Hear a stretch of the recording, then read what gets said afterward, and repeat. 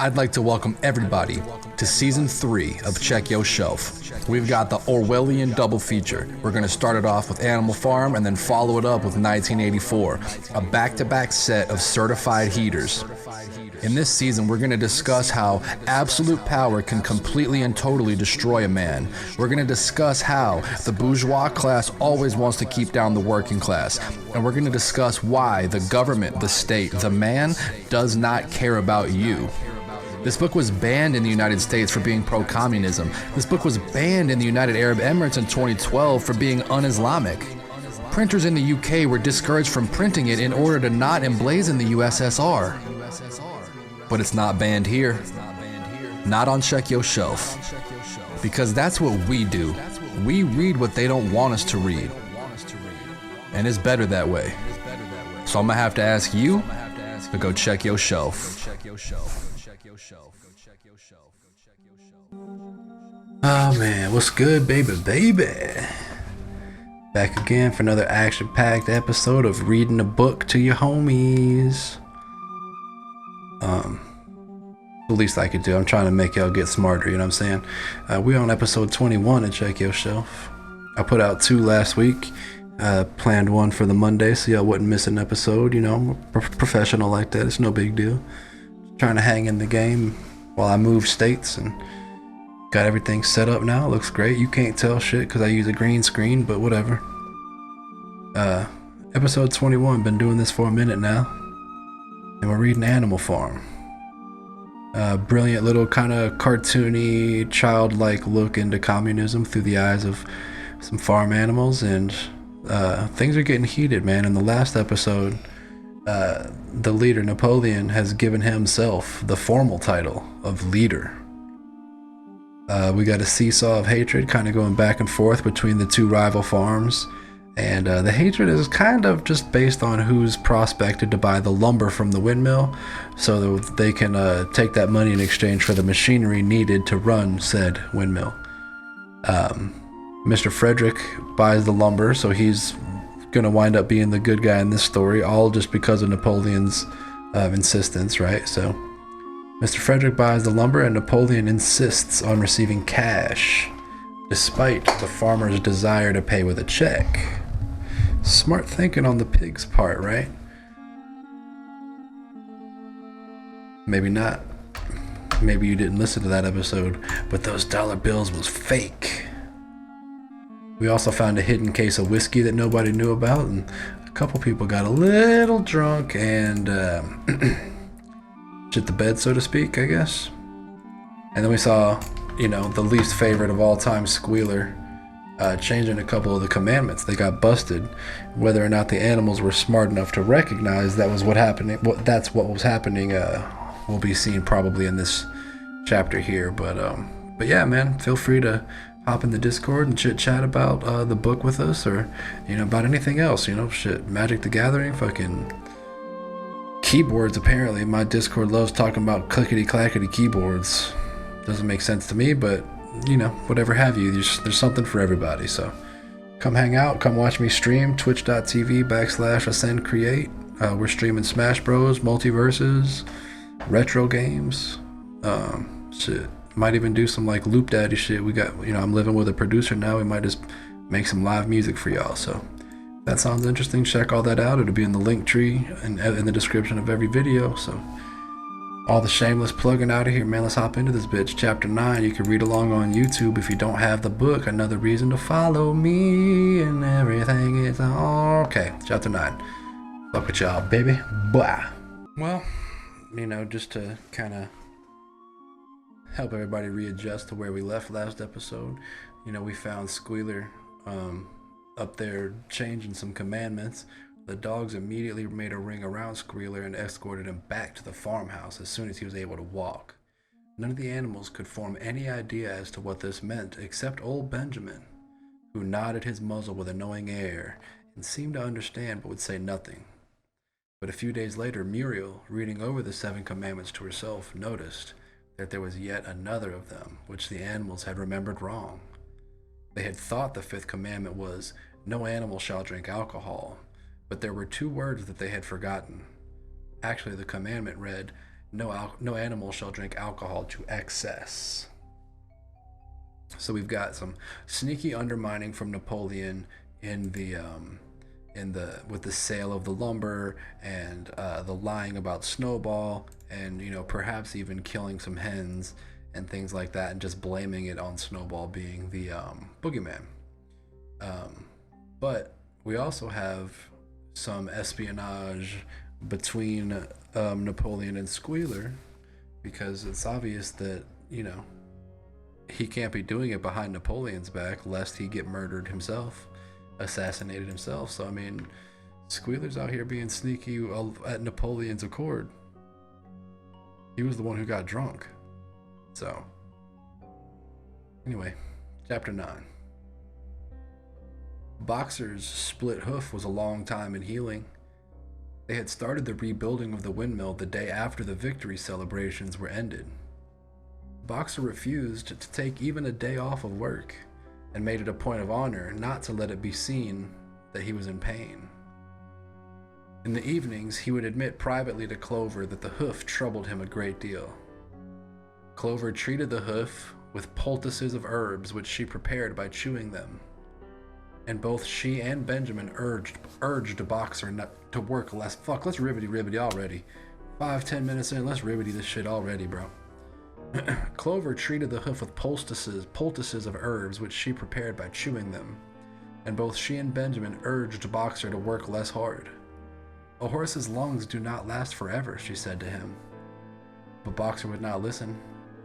He had, he said, only one real ambition left: to see the windmill well underway before he reached the age for retirement. At the beginning, when the laws of Animal Farm were first formulated, the retiring age had been fixed for horses and pigs at 12, for cows at 14, for dogs at 9, for sheep at 7, and for hens and geese at 5. Liberal old age pensions had been agreed upon. As yet, no animal had actually retired on pension, but of late the subject had been discussed more and more. Now that the small field beyond the orchard had been set aside for barley, it was rumored that a corner of the large pasture was to be fenced off and turned into a grazing ground for superannuated animals. I think this is the third time this has been brought up, so this is supposed to have been a thing for a while now, but it still hasn't happened. For a horse, it was said the pension would be 5 pounds of corn a day, and in winter 15 pounds of hay with a carrot or possibly an apple on public holidays. Boxer's 12th birthday was due in the late summer of the following year. Meanwhile, wait, is 12 on horses? Yeah, I think so, right? Horses and pigs are 12, yeah, so just gotta make it till summer, baby. Meanwhile, life was hard. The winter was as cold as the last one had been, and food was even shorter. Once again, all rations were reduced except those of the pigs and dogs. Of course, right? Fucking jeez. A too rigid equality in rations, Squealer explained, would have been contrary to the principles of animalism. In any case, he had no difficulty in proving to the other animals that they were not really in short of food, whatever the appearances might be. For the time being, certainly, it had been found necessary to make a readjustment of rations. Squealer always spoke of it as a readjustment, fuck that guy, never as a reduction. But in comparison with the days of Jones, the improvement was enormous. Reading out the figures in a shrill, rapid voice, he proved to them in detail that they had more oats, more hay, more turnips than they had had in Jones's day. That they worked shorter hours, that their drinking water was of better quality, that they lived longer, that they had a larger proportion of their young ones surviving infancy, and that they had more straw in their stalls and suffered less from fleas. The animals believed every word of it. Truth to tell, Jones and all he stood for had almost faded out of their memories. They knew that life nowadays was harsh and bare, and that they were often hungry and cold, and that they were usually working when they were not asleep, but doubtless it had been worse in those old days. Doubtless, I like that. Doubtless it had been worse. I'm gonna try to start using that. But doubtless it had been worse in the old days. They were glad to believe so. Besides, in those days they had been slaves, and now they were free, and that made all the difference, as Squealer did not fail to point out.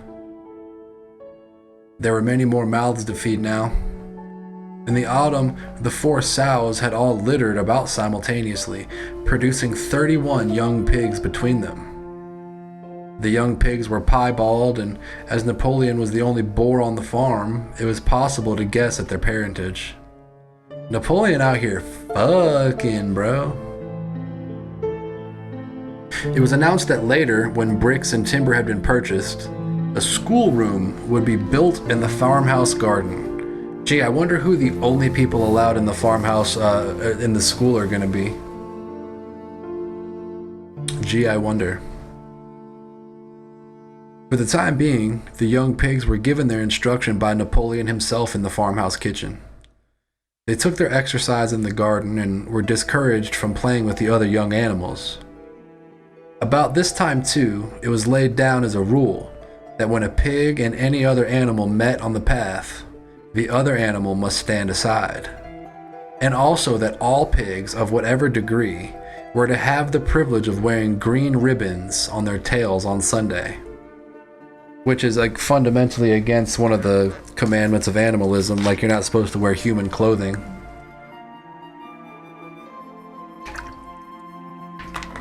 That's why they got mad at that old bitchy ass horse that ran away or whatever.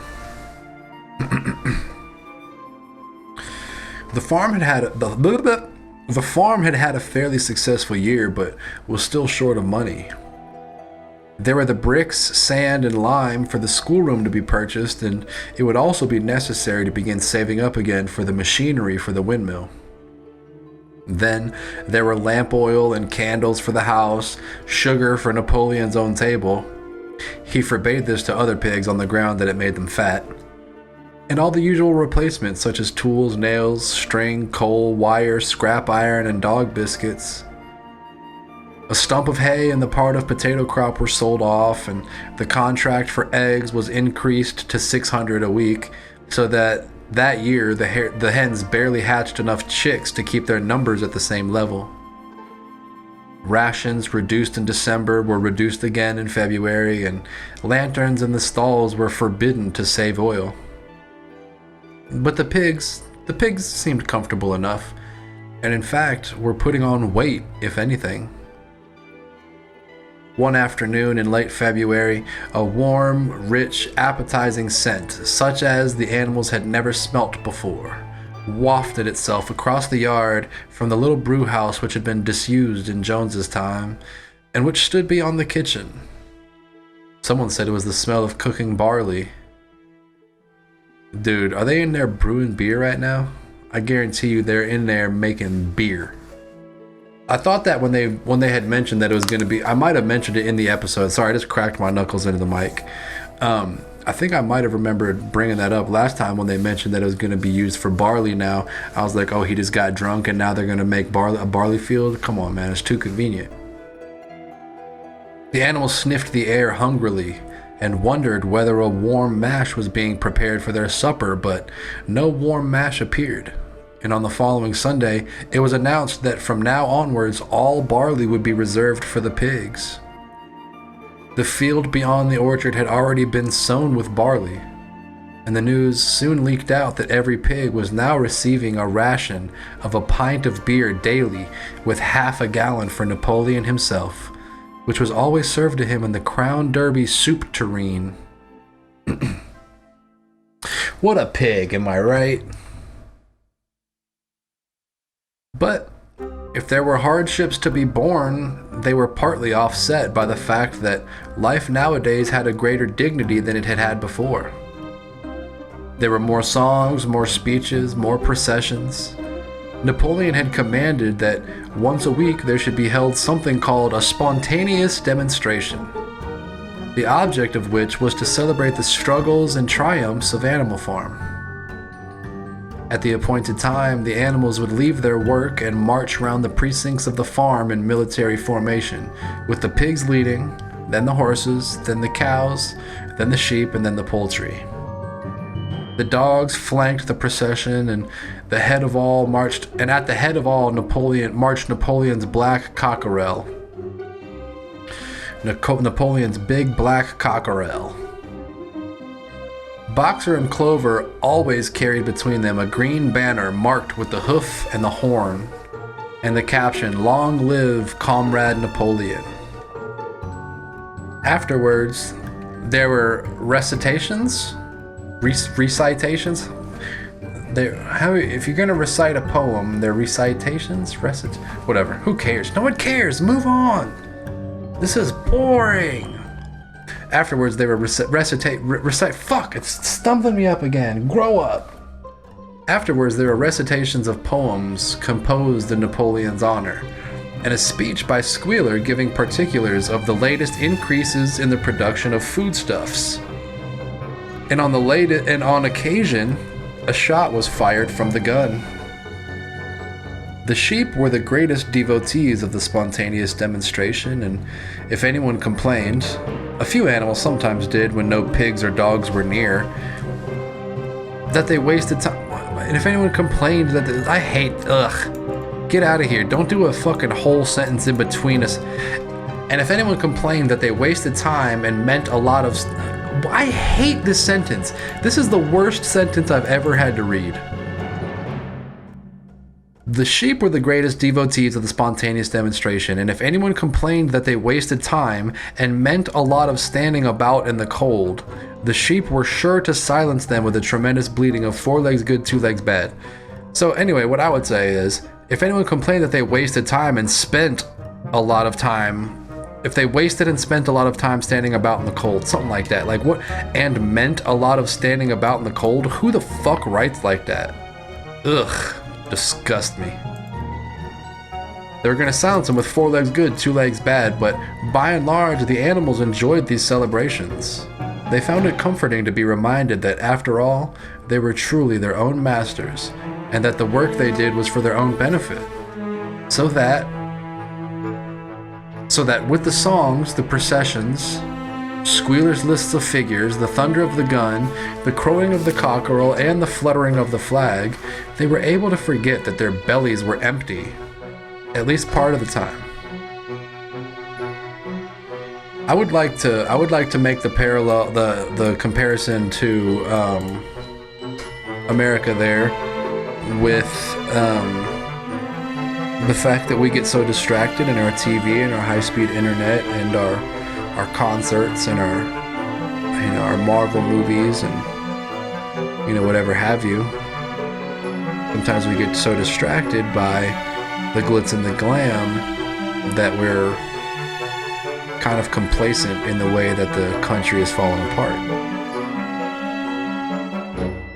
It's a little bit more complex in my brain than the metaphor that they're making, but I'm seeing the parallels here.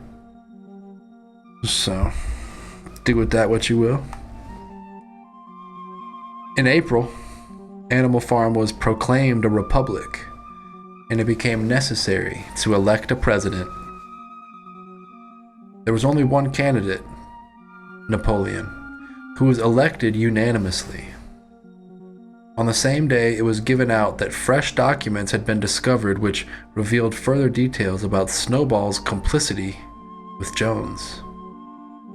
It now appeared that Snowball had not, as the animals previously imagined, merely attempted to lose the battle of the cowshed by a means of stratagem, but had been openly fighting on Jones's side. In fact, it was he who had actually been the leader of the human forces and had charged into battle with the words "Long live humanity" on his lips. The wounds on Snowball's back, which a few of the animals still remembered to have seen, had been inflicted by Napoleon's teeth.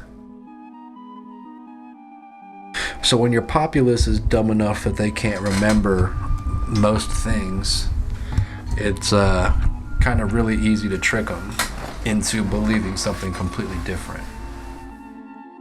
Be mindful of that.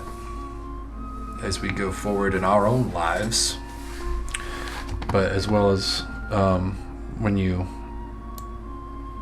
witness other people around you trying to take advantage of those who may be less fortunate than others. So try to stand up for those who are being gaslit or who are being misled intentionally. It's kind of our jobs as the people who are the aware ones, or the ones who think a little bit deeper about things and are a little bit more compassionate and empathetic. We have to kind of look out for these people that are being taken advantage of, because if you don't, the truth can easily be manipulated into something completely different. So I just worry about y'all, that's all. Love ya. In the middle of summer, I'm in a new spot, so I'm trying to make sure the angles are all good. In the middle of summer, Moses the raven suddenly reappeared on the farm after an absence of several years. He was quite unchanged, still did no work, and talked in the same strain as ever about Sugar Candy Mountain. I've been drinking nothing but water. I have no reason to hiccup like that. It's been talking too much. Talking the same strain as ever about Sugar Candy Mountain. He would perch on a stump, flap up his black wings, and talk by the hour to anyone who would listen. Up there, comrades. Oh, he would say solemnly. That wasn't solemn. Up there, comrades. He would say solemnly, pointing to the sky with his large beak. Up there, just on the other side of that dark cloud that you can see, there it lies, Sugar Candy Mountain.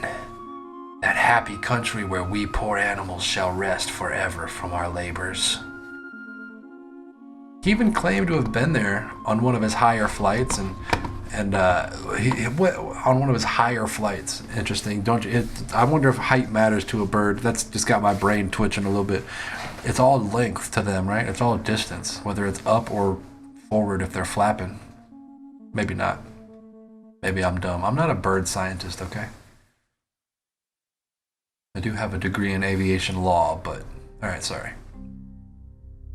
He even claimed to have been there on one of his higher flights and to have seen the everlasting fields of clover and linseed cake and lump sugar growing on the hedges. Many of the animals believed him. Their lives now, they reasoned, were hungry and laborious. Was it not right and just that a better world should exist somewhere else? A thing that was difficult to determine was the attitude of the pigs towards Moses. They all declared contemptuously that his stories about Sugar Candy Mountain were lies, and yet they allowed him to remain on the farm not working, with an allowance of a gill of beer a day. A gill of beer? He's not a fish. What's all this gill talk? I sat on my keys. Sorry. After his hoof had healed up, Boxer worked harder than ever. Indeed, all of the animals worked like slaves that year. Apart from the regular work of the farm and the rebuilding of the windmill, there was the schoolhouse for the young pigs, which had started in March. Sometimes the long hours on insufficient food were hard to bear, but Boxer never faltered. In nothing that he said or did was there any sign that his strength was not what it had been. What it had been. Whatever. It was only his appearance that was a little altered. His hide was less shiny than it used to be, and his great haunches seemed to have shrunken. The others said, Boxer will pick up when the spring grass comes on, but the spring grass came and Boxer grew no fatter. Sometimes on the slope leading to the top of the quarry, when he braced his muscles against the weight of some vast boulder, it seemed that nothing would keep him on his feet except the will to continue. At such times, his lips were seen to form the words, "I will work harder." He had no voice left. Once again, Clover and Benjamin warned him to take care of his health, but Boxer paid no attention. His 12th birthday was approaching. He did not care what happened so long as a good store of stone was accumulated before he went on pension. Gonna work yourself to the bone, man. Y'all gotta take your vacation days, bro. They don't care about you. The workers do not, or the proletariat. The bourgeois does not care about the proletariat. Why they gotta be such fancy words, man? They both sound silly.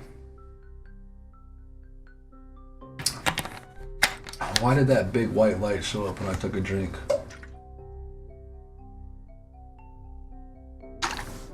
I'm overexposed. Gotta work on that.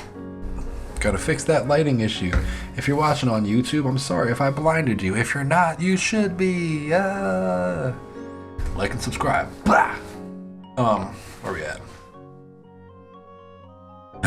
Late one evening in the summer, a sudden rumor ran around the farm that something had happened to Boxer.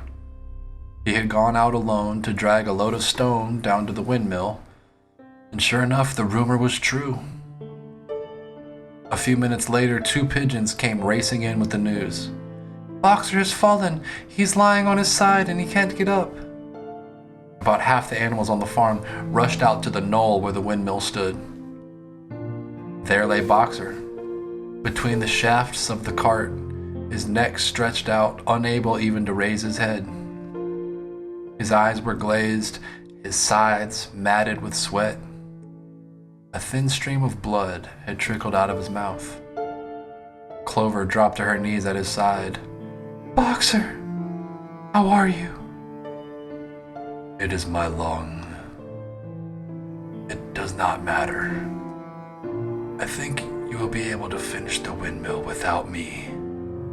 There is a pretty good store of stone accumulated. I had only another month to go in any case. To tell you the truth, I had been looking forward to my retirement, and perhaps as Benjamin is growing old too, they will let him retire at the same time and be a companion to me. We must get help at once. Run, somebody, and tell Squealer what has happened. God, please don't tell Squealer, man. He's the worst one to tell right now.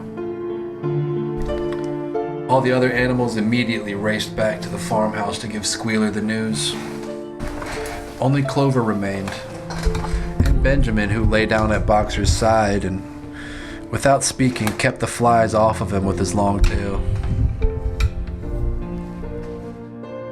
After about a quarter of an hour, Squealer appeared, full of sympathy and concern.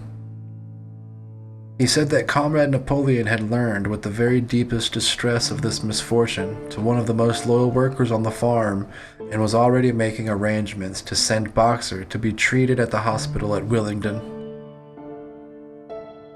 The animals felt a little uneasy at this. Except for Molly and Snowball, no other animal had left the farm, and they did not like to think of their sick comrade in the hands of human beings. However, Squealer easily convinced them that the veterinary surgeon in Willingdon would treat Boxer's case more satisfactorily than could be done on the farm. And about half an hour later, when Boxer had somewhat recovered, he was, with difficulty, got onto his feet and managed. That was literally how it's written. He, with difficulty, got onto his feet and managed to limp back to his stall, where Clover and Benjamin had prepared a good bed of straw for him. For the next 2 days, Boxer remained in his stall. The pigs had sent out a large bottle of pink medicine which they had found in the medicine chest of the bathroom, and Clover administered it to Boxer twice a day after meals. In the evenings, she lay in his stall and talked to him, while Benjamin kept the flies off of him. Boxer professed not to be sorry for what had happened. If he made a good recovery, he might expect to live another 3 years, and he looked forward to the peaceful days that he would spend in the corner of the big pasture. It would be the first time that he had had leisure to study and improve his mind. He intended, he said, to devote the rest of his life to learning the remaining 22 letters of the alphabet. However, Benjamin and Clover could only be with Boxer after working hours, and it was in the middle of the day when the van came to take him away.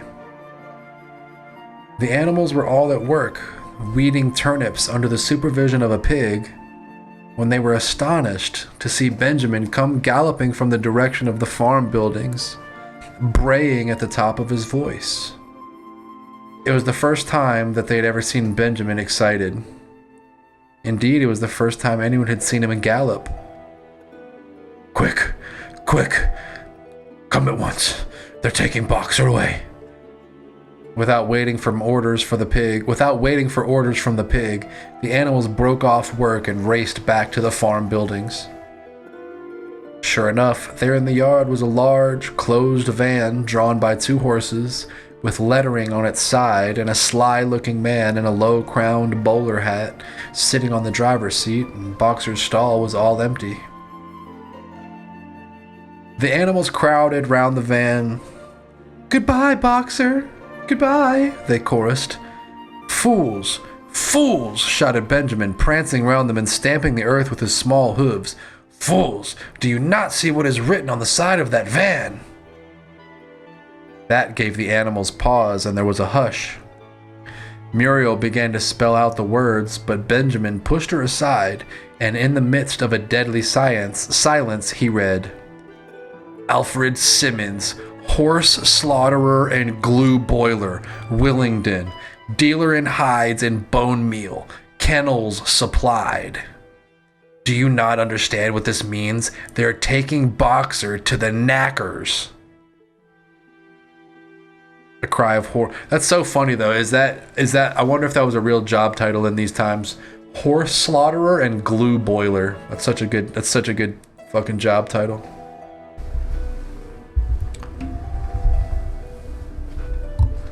A cry of horror. A cry of horror. That's a hard word to say when you're reading. A cry of horror burst out from the animals. At this moment, the man on the box whipped up his horses, and the van moved out of the yard at a smart trot. All of the animals followed, crying out at the tops of their voices. Clover forced her way to the front. The van began to gather speed. Clover tried to stir her stout limbs to a gallop and achieved a canter. "Boxer! Boxer!"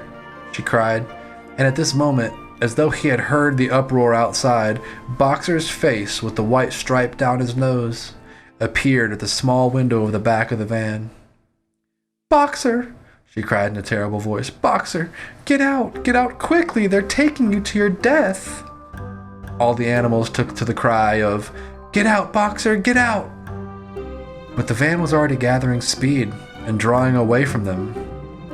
It was uncertain whether Boxer had understood what Clover had said, but a moment later his face disappeared from the window, and there was the sound of a tremendous drumming of hooves inside the van. He was trying to kick his way out. The time had been when a few kicks from Boxer's hooves would have smashed the van to matchwood. But alas, his strength had left him, and in a few moments the sound of drumming hooves grew fainter and died away. In desperation, the animals began appealing to the 2 horses, which drew the van to stop. "Comrades, comrades," they shouted, "don't take your own brother to his death." But the stupid brutes, too ignorant to realize what was happening, merely set back their ears and quickened their pace. Boxer's face did not reappear at the window. Too late, someone thought of racing ahead and shutting the 5-barred gate. But in another moment, the van was through it and rapidly disappearing down the road. And Boxer was never seen again. 3 days later, it was announced that he had died in the hospital at Willingdon, in spite of receiving every attention a horse could have. Squealer came to announce the news to the others. He had, he said, been present during Boxer's last hours. Man, you take a week off, it's like you forget how to read, bro. It was the most affecting sight I have ever seen. It was the most affecting sight I have ever seen, said Squealer, lifting his trotter and wiping away a tear.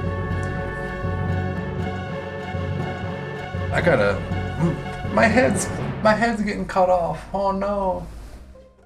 I don't want to crouch. It was the most affecting sight I have ever seen, said Squealer, lifting his trotter and wiping away a tear.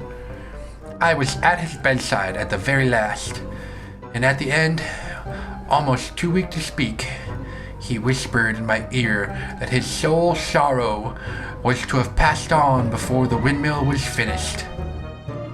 Forward, comrades, he whispered. Forward in the name of the rebellion. Long live Animal Farm. Long live Comrade Napoleon.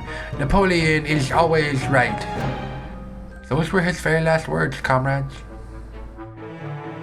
Here, Squealer's demeanor suddenly changed. He fell silent for a moment, and his little eyes darted suspicious glances from side to side before he proceeded. It had come to his knowledge, he said, that a foolish and wicked rumor had been circulated at the time of Boxer's removal. Some of the animals had noticed that the van which took Boxer away was marked Horse Slaughterer, and had actually jumped to the conclusion that Boxer was being sent to the knackers. It was almost unbelievable, said Squealer, that any animal could be so stupid.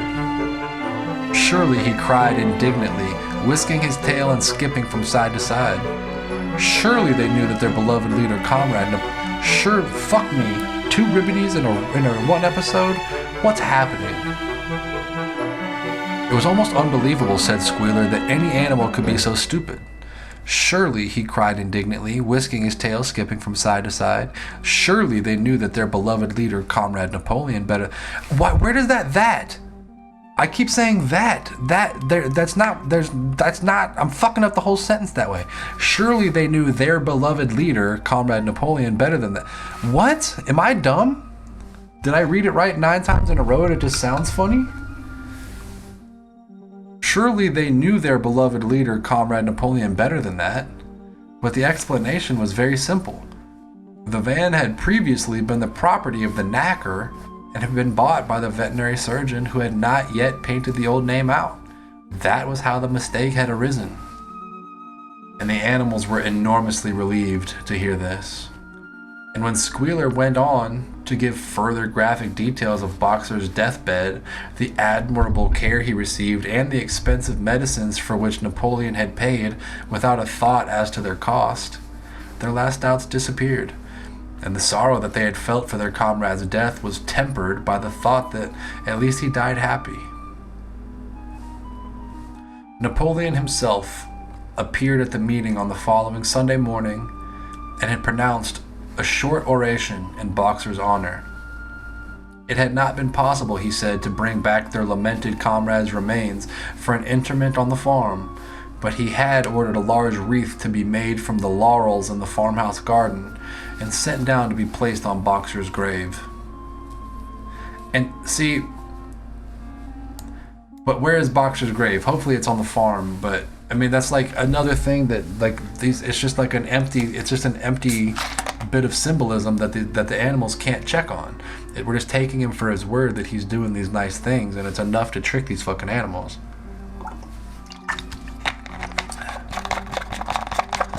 And in a few days' time, the pigs intended to hold a memorial banquet in Boxer's honor.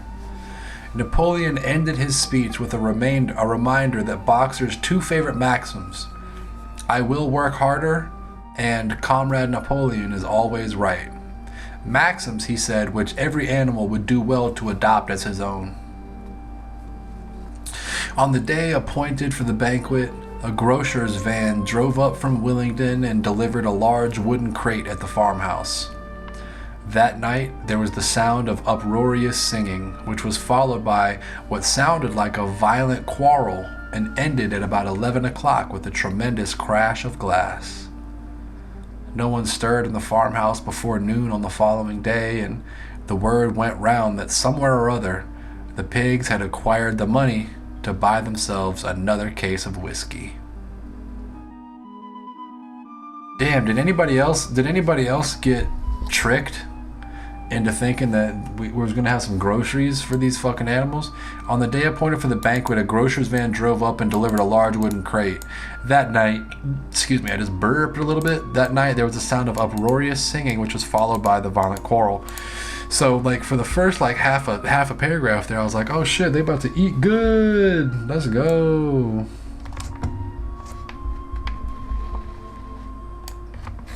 But, alas, the pigs just got more whiskey. The pigs just got more whiskey. Yeah. Don't sing, no one cares. 'Cause you suck at it. Chapter 10. Final chapter, probably.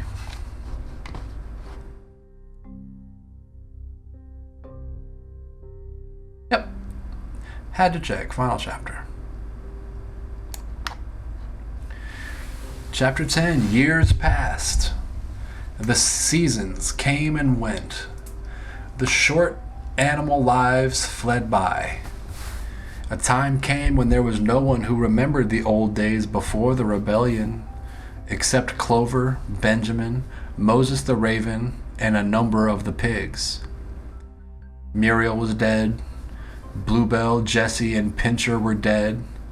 Jones too was dead. He had died in an inebriate's home in another part of the country. Snowball was forgotten. Boxer was forgotten except by the few who had known him.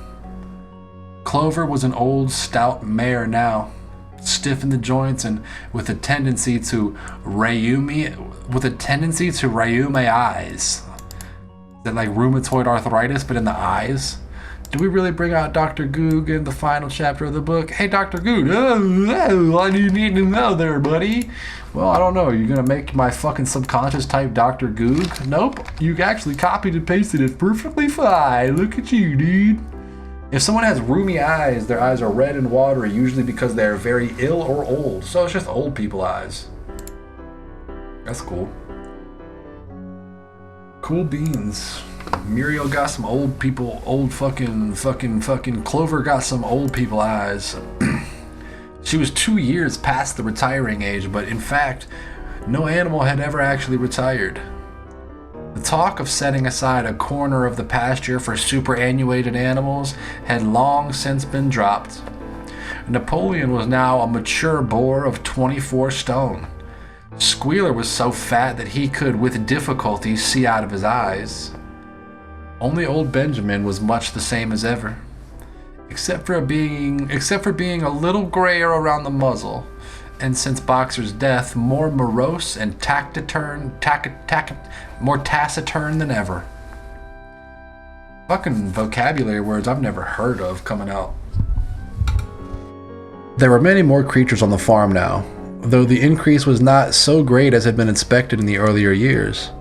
Many animals had been born to whom the rebellion was only a dim tradition passed on by word of mouth, and others had been bought, who had never heard mention of such a thing before their arrival.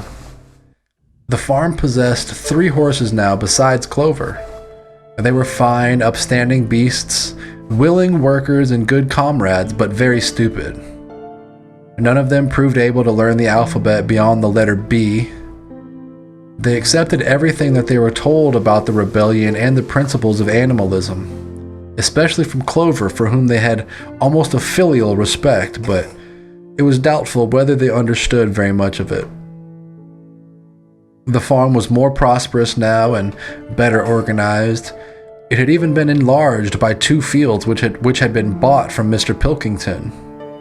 The windmill had been successfully completed at last, and the farm possessed a threshing machine and a hay elevator of its own. And various new buildings had been added to it. Whimper bought himself a dog cart.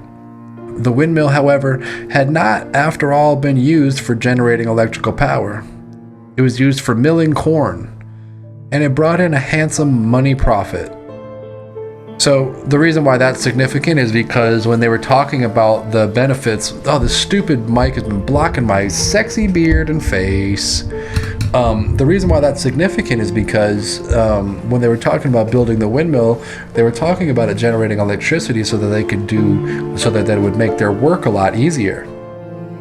And that was a direct benefit to the worker by being able to live their same life and continue to eat and store the same amount of grains and fruits and things like that, and be, satisfied for retirement and for the rest of their life. Instead, the ease that would have been lifted from their shoulders is now being put into the pockets of Napoleon. It was used for milling corn and brought in a handsome money profit, but who sees that? I mean, what are we talking about here? So, sad to see. The animals were hard at work building yet another windmill. When that one was finished, so it was said, the dynamos would be installed. Of course, come on guys. Just build one more windmill. If you just build one more windmill, then come on. But the luxuries of which Snowball had once taught the animals to dream, the stalls with electric light and hot and cold water and the 3-day work week, were no longer talked about. Napoleon had denounced such ideas as contrary to the spirit of animalism. The truest happiness, he said, lay in working hard and living frugally. Kind of sounds like America a little bit, don't it? They don't want us to prosper, they want you to stop eating avocado toast. Somehow it seemed as though the farm had grown richer without making the animals themselves any richer, except, of course, for the pigs and the dogs. This was partly because there were so many pigs and so many dogs. It was not that these creatures did not work after their fashion. There was, as Squealer was never tired of explaining, endless work in the supervision and organization of this farm. Much of this work was of a kind that the other animals were too ignorant to understand. For example, Squealer told them that the pigs had to expend enormous labors every day upon mysterious things called files, reports, minutes, and memoranda. These were large sheets of paper which had to be closely covered with writing, and as soon as they were so covered, they were burnt in the furnace. This was of the highest importance for the welfare of the farm, Squealer said, but still neither pigs nor dogs produced any food by their own labor, and there were very many of them, and their appetites were always good. As for the others, their life, so far as they knew, was as it had always been. They were generally hungry, they slept on straw, they drank from the pool, they labored in the fields. In winter, sometimes they were troubled by the cold, and in summer by the flies. Sometimes the older ones among them racked their dim memories and tried to determine whether in the early days of the rebellion, when Jones's expulsion was still recent, if things had been better or worse than they are now. They could not remember. There was nothing with which. Hey, if you try to with which, they're pretty great. I think I moved my mic too far away from my mouth earlier. Anyway, there was nothing with which they could compare to their present lives.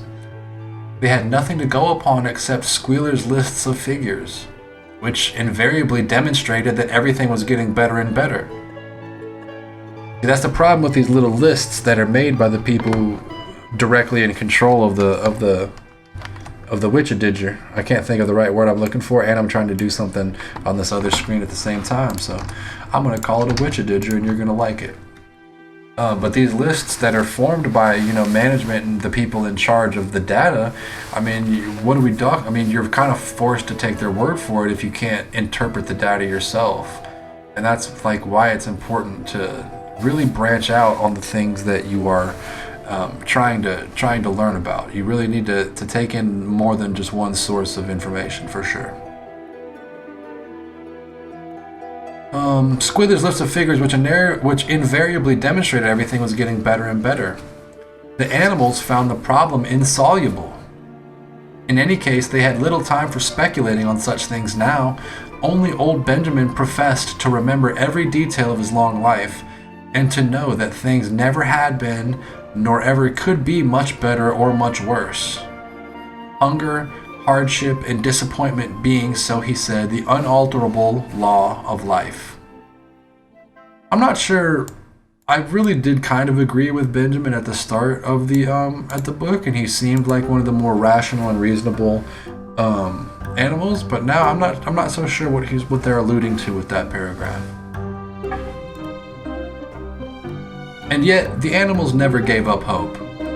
More, they never lost, even for an instant, their sense of honor and privilege in being members of Animal Farm. They were still the only farm in the whole county, in all of England, owned and operated by animals. Not one of them, not even the youngest, not even the newcomers who had been brought from farms 10 or 20 miles away, ever ceased to marvel at that.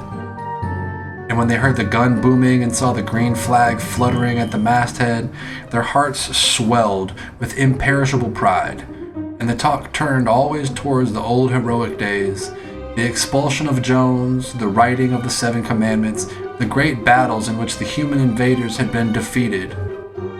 None of the old dreams had been abandoned. The Republic of the Animals, which Major had foretold, when the green fields of England should be untrodden by human feet, was still believed in. And someday it was coming. It might not be soon.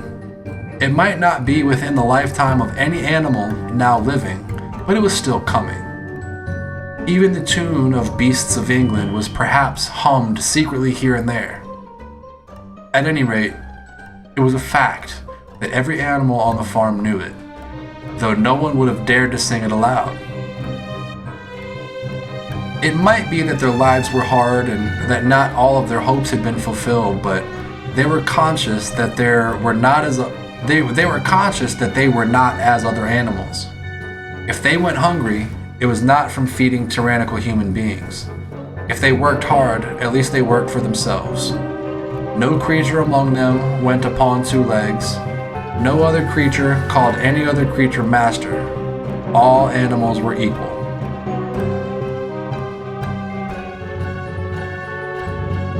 So this whole paragraph was just kind of reflecting. It was being a little nostalgic. Oh, gotta sit up straight, but it's cutting off my head. What are you gonna do? I don't know. We'll work on that later. Sorry, first episode in the new space. Leave me alone. One day, in early summer, Squealer ordered the sheep to follow him and led them out to a piece of waste ground at the other end of the farm, which had been overgrown with birch saplings. The sheep spent the whole day there browsing at the leaves under Squealer's supervision. In the evening, he returned to the farm. What did I just read?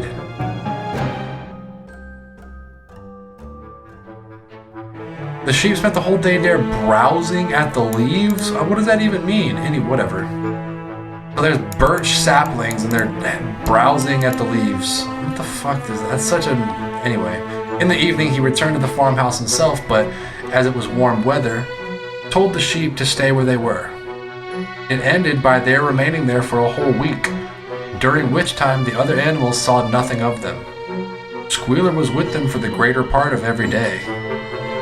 He was, he said, teaching them to sing a new song, for which privacy was needed. It was just after the sheep had returned, on a pleasant evening when the animals had finished work and were making their way back to the farm buildings, that the terrified neighing of a horse sounded from the yard. Startled, the animals stopped in their tracks. It was Clover's voice. She neighed again, and all the animals broke into a gallop and rushed into the yard. Then they saw what Clover had seen. It was a pig, walking on its hind legs. Yes, it was Squealer, a little awkwardly, as though not quite used to supporting his considerable bulk in that position, but with a perfect balance, he was strolling across the yard. And a moment later, out of the door of the farmhouse came a long file of pigs, all walking on their hind legs. Some did it better than others. One or two were even a trifle unsteady and looked as though they would have liked the support of a stick, but every one of them made his way right round the yard successfully. And finally there was a tremendous baying of dogs and a shrill crowing from the black cockerel. And out came Napoleon himself, majestically upright, casting haughty glances from side to side, and with his dogs gambolling around him. He carried a whip in his trotter. There was a deadly silence. Amazed, terrified, huddling together, the animals watched the long line of pigs march slowly round the yard. It was as though the world had turned upside down. Then there came a moment when the first shock had worn off, and when, in spite of everything, in spite of the terror of the dogs and of the habit developed through long years of never complaining, never criticizing no matter what happened, they might have uttered some word of protest. But just at that moment, as though at a signal, all the sheep burst out into a tremendous bleating of 4 legs good, 2 legs better, 4 legs good, 2 legs better. It went on for about 5 minutes without stopping, and by the time the sheep had quieted down, the chance to utter any protest had been past, for the pigs had marched back into the farmhouse. Benjamin felt a nose nuzzling at his shoulder. He looked round. It was Clover. Her old eyes looked dimmer than ever. Without saying anything, she tugged gently at his mane and led him round to the end of the big barn where the 7 commandments were written. For a minute or two, they stood gazing at the tattered wall with its white lettering. "My sight is failing. Even when I was young, I could not have read what was written there, but it appears to me that that wall looks different. Are the 7 commandments the same as they used to be, Benjamin?" For once, Benjamin consented to break his rule, and he read out to her what was written on the wall. There was nothing there now except a single commandment, and it read, "All animals are equal, but some animals are more equal than others." After that, it did not seem strange when the next day the pigs who were supervising the work of the farm all carried whips in their trotters. It did not seem strange to learn that the pigs had bought themselves a wireless set, were arranging to install a telephone, and had taken out subscriptions to John Bull, Titbits, and the Daily Mirror. What interesting magazine titles for pig smut. It did not seem strange when Napoleon was seen strolling in the farmhouse garden with a pipe in his mouth. No, not even when the pigs took Mr. Jones's clothes out of the wardrobes and put them on. Napoleon himself appearing in a black coat, rat catcher breeches, and leather leggings, while his favorite sow appeared in the watered silk dress which Mrs. Jones had been used to wearing on Sundays. A week later, in the afternoon, a number of dog carts drove up to the farm. A deputation of neighboring farmers had been invited to make a tour of inspection. They were shown all over the farm and expressed great admiration for everything they saw, especially the windmill. The animals were weeding the turnip field and worked diligently, hardly raising their faces from the ground and not knowing whether to be more frightened of the pigs or the human visitors. That evening, loud laughter and bursts of singing came from the farmhouse, and suddenly, at the sound of the mingled voices, the animals were stricken with curiosity. What could be happening in there now that for the first time, animals and human beings were meeting on terms of equality? With one accord, they began to creep as quietly as possible into the farmhouse garden. At the gate, they paused, half frightened to go on, but Clover led the way in. They tiptoed up to the house, and such animals as were tall enough peered in at the dining room window. There, round the long table, sat half a dozen farmers and half a dozen of the more eminent pigs. Napoleon himself occupying the seat of honor at the head of the table. The pigs appeared completely at ease in their chairs. The company had been enjoying a game of cards but had broken off for the moment, evidently in order to drink a toast. A large jug was circulating, and the mugs were being refilled with beer. No one noticed the wondering faces of the animals that gazed in at the window. Mr. Pilkington, of Foxwood, had stood up, mug in his hand, and in a moment he said he would ask the present company to drink a toast, but before doing so, there were a few words that he felt it was incumbent upon him to say. It was a source of great satisfaction to him, he said, and he was sure to all others present, to feel that a long period of mistrust and misunderstanding had now come to an end. There had been a time, not that he or any of the present company had shared such sentiments, but there had been a time when the respected proprietors of Animal Farm had been regarded, he would not say with hostility, but perhaps with a certain measure of misgiving by their human neighbors. Unfortunate incidents had occurred, mistaken ideas had been current. It had been felt that the existence of a farm owned and operated by pigs was somehow abnormal, and was liable to have an unsettling effect in the neighborhood. Remember the symbolism here. This is the man speaking, so this is the ruling class, being humans, two-legged animals, saying that, well, now you can't have a farm owned and operated by animals, which is the comparison is communism, socialism, whatever have you. They're not the same thing, but to the Western people who don't know the difference, they are.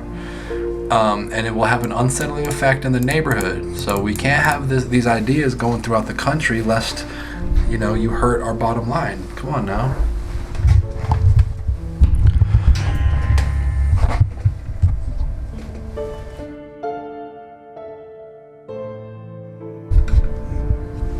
Too many farmers had assumed without due inquiry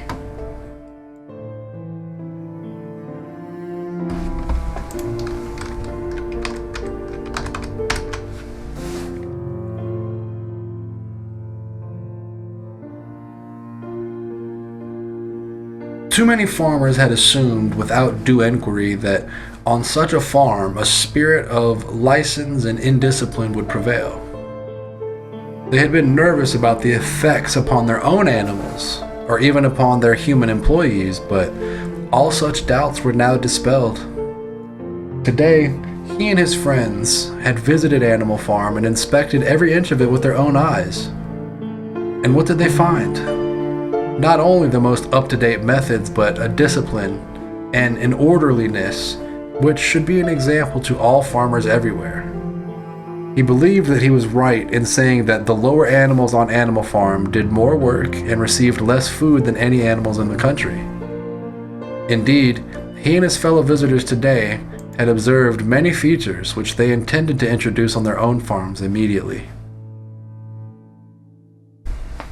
We see the scumbaggery, right? Like y'all saw that, right?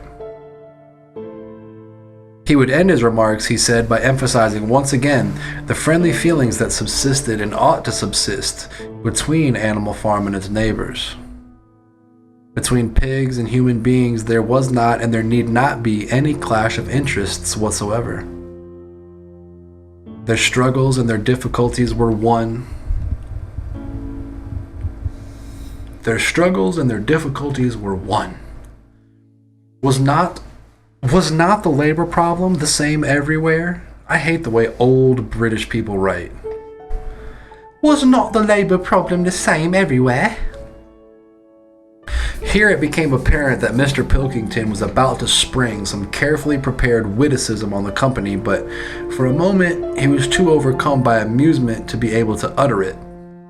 After much choking, during which his various chins turned purple, he managed to get it out. If you have your lower animals to contend with, we have our lower classes. This bon mot set the table in a roar. Hey, Dr. Goog. Hey, it's yours you need over there, buddy. What the fuck is a bon mot? Oh, let me tell you about a bon mot. Bon mot is a ready remark. I could have fucking figured that out. There was no need for that. Alright, waste of time. This bon mot set the table in a roar, and Mr. Pilkington once again congratulated the pigs on the low rations, the long working hours, and the general absence of pampering which he had observed on Animal Farm. And now, he said finally, he would ask the company to rise to their feet and make certain that their glasses were full. Gentlemen, concluded Mr. Pilkington, gentlemen, I give you a toast to the prosperity of Animal Farm. There was enthusiastic cheering and stamping of feet. Napoleon was so gratified. Damn it. I gotta figure out a new system for that too. Don't edit it out. Let everybody know that you're struggling. There was an enthusiastic cheering and stamping of feet. Napoleon was so gratified that he left his place and came round the table to clink his mug against Mr. Pilkington's before emptying it. When the cheering had died down, Napoleon, who had remained on his feet, intimidated that he had too few words to say, intimated, not intimidated. Napoleon, who had remained on his feet, intimated that he too had a few words to say. Like all of Napoleon's speeches, it was short and to the point. He too said he was happy for the period of misunderstanding was at an he was happy that the period of misunderstanding was at an end. For a long time there had been rumors circulated that he had reason to think by some malignant enemy. So complicated with your stupid complex sentences. For a long time there had been rumors circulated he had reason to think by some malignant enemy. Why do you have to have three? For a long time there had been rumors, comma, circulated, comma, he had reason to think, comma, by some malignant enemy, comma. Like those aren't commas, but they fucking function the same, these little dashes. Yikes. For a long time there had been rumors circulated, he had some reason to think, by some malignant enemy, that there was something subversive and even revolutionary in the outlook of himself and his colleagues. It's like, especially when you read it out loud, it's like my vocals, my tone has to like drop a little bit and then drop a little bit and then drop a little bit every fucking comma, just to let you know that I'm not speaking on the same subject the whole time. For a long time there had been rumors circulated, he had reason to think, by some malignant enemy, that there was something subversive. I just hate it so much. It's just so unnecessary. Oh, I have a headache. All right. That there was something subversive and even revolutionary in the outlook of himself and his colleagues. They had been credited with attempting to stir up the rebellion among the animals on the neighboring farms, but nothing could be further from the truth. Their sole wish, now and in the past, was to live at peace and in normal business relations with their neighbors. This farm, which he had the honor to control, he added, was a cooperative enterprise. I feel like my tongue is just stumbling over itself with some of these. This farm, which he had the honor to control, he added, was a cooperative enterprise. The title deeds, which were in his own possession, were owned by the pigs jointly. He did not believe, he said, that any of the old suspicions still lingered, but certain changes had been made recently in the routine of the farm, which should have the effect of promoting confidence still further. Hitherto, the animals on the farm had a rather foolish custom of addressing one another as comrade. This was to be suppressed. There had also been a very strange custom, whose origin was unknown, of marching every Sunday morning past a boar's skull which was nailed to a post in the garden. This too would be suppressed, and the skull had already been buried. How dare you?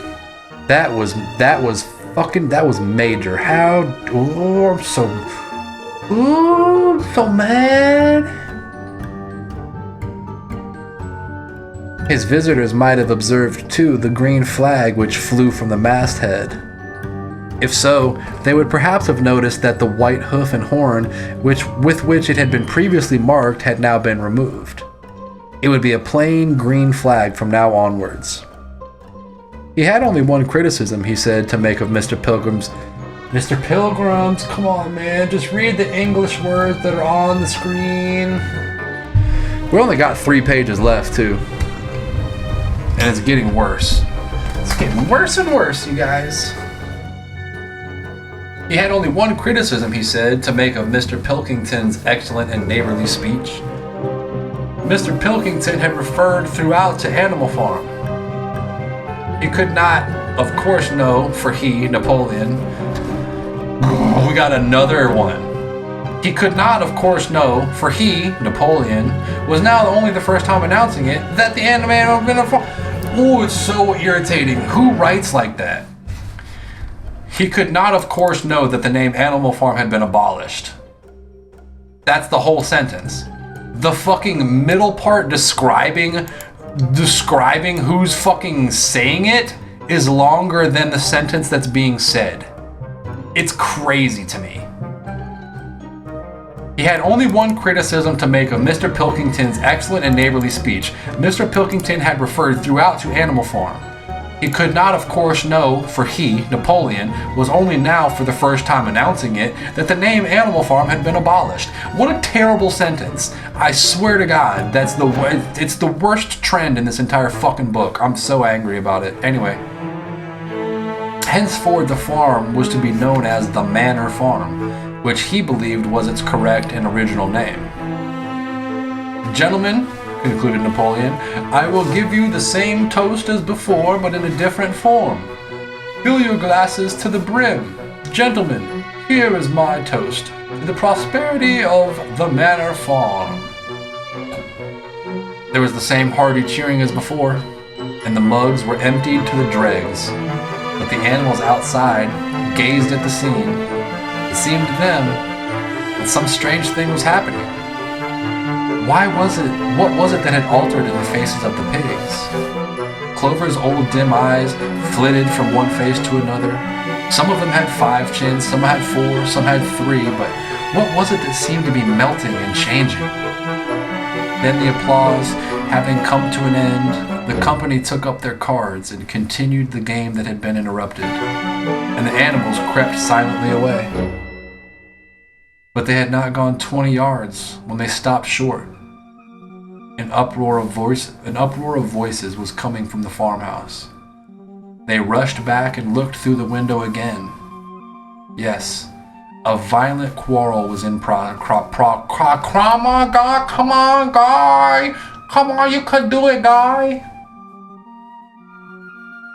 But they had not gone 20 yards when they stopped short. An uproar of voices was coming from the farmhouse. They rushed back and looked through the window again. Yes, a violent quarrel was in progress. There were shoutings, bangings on the table, sharp, suspicious glances, and furious denials. The source of the trouble appeared to be that Napoleon and Mr. Pilkington had each played an ace of spades simultaneously. 12 voices were now shouting in anger, and they were all alike. No question now what had happened to the faces of the pig. The creatures outside looked from pig to man, and from man to pig, and from pig to man again, but it was already impossible to say which was which. November 1943, February 1944. Animal Farm. Damn. I don't really have much to say.